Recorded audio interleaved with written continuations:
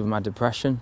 The wide open spaces really helps me with my claustrophobic feeling that I get in my mind. And maybe even sometimes I'm able to achieve something in the day. And sometimes that's enough progression for me. I definitely feel that being in nature has been the most important and pivotal point of my recovery.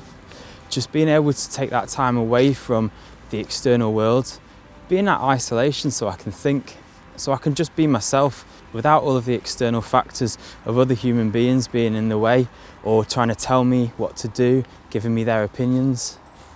Just that quiet, that calm, it's contributed overly, probably 80%, if not more, of my recovery.